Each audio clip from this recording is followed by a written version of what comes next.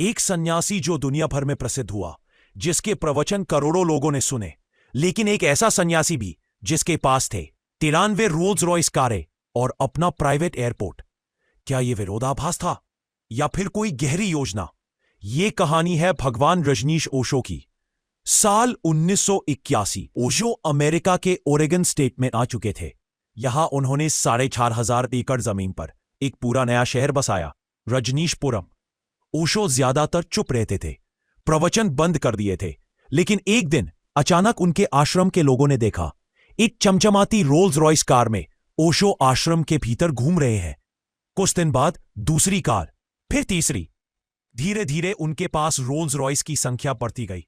1981 से 1985 के बीच उनके पास हो गई 99 रोल्स रॉयस कारें। लेकिन क्यों? कुछ कहते हैं ओशो यह दिखाना चाहते थे कि सन्यास का मतलब गरीबी नहीं होता। ओशो ने खुद कहा था, धर्म को अब भूखा फटेहाल दिखने की जरूरत नहीं। जब पूंजीपति बुद्ध बनेगा तभी सच्चा परिवर्तन होगा। गो है, असल में ओशो की रोल्स रॉयस उनके अनुयायियों द्वारा की गई थी। हर कार एक संदेश थी, हमारे गुरु को सबसे ऊंचा सम्मान दो। राजनीशपुरम में एक निजी एयरपोर्ट बनवाया गया। एक 1983 में बना राजनीश एयरपोर्ट, यहां से ओशो के निजी प्लेन उड़ा करते थे। ओशो का अंतिम प्रवचन और मृत्यु की रहस्यमयी कहानी। जिसने कहा मैं मृत्यु नहीं हूं, जिसने सिखाया जीवन को पूर्णता से जियो, वही व्यक्ति एक दिन चुपचाप चला गया। यह कहानी है ओशो रजनीश के जीवन के अंतिम प्रवचन और मृत्यु के रहस्य की। अंतिम वर्षों की पृष्ठभूमि। 1986 में अमेरिका से भारत लौटे ओशो। पुणे के कोरेगांव पार्क में दोबारा शुरू किया गया उनका आश्रम, लेकिन शरीर अब कमजोर हो चुका था। सांस लेने में तकलीफ, चलते वक्त कंपन, दवाओं के कारण नींद टूटती रहती। मेरा शरीर अब जवाब दे रहा है। अंतिम प्रवचन की शुरुआत। ओशो का अंतिम प्रवचन हुआ 17 जनवरी 1990। पूरे आश्रम में प्रवचन अब पहले जैसे नहीं थे। वो कुर्सी पर नहीं बैठते थे, लेट कर बात करते थे। आवाज धीमी, लेकिन शब्द वही, चीरने वाले। ओशो का अंतिम संदेश। मैं अब धीरे धीरे इस शरीर से दूर जा रहा हूं।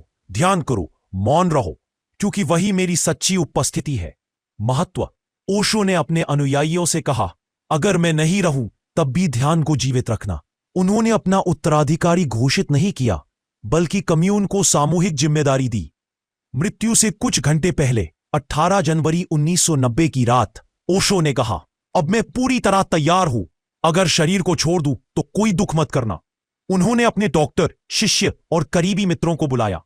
कोई औपचारिक विदाई नहीं, बस एक मौन। और फिर 19 जनवरी 1990 की शाम 5 बजे ओशो ने शरीर त्याग दिया।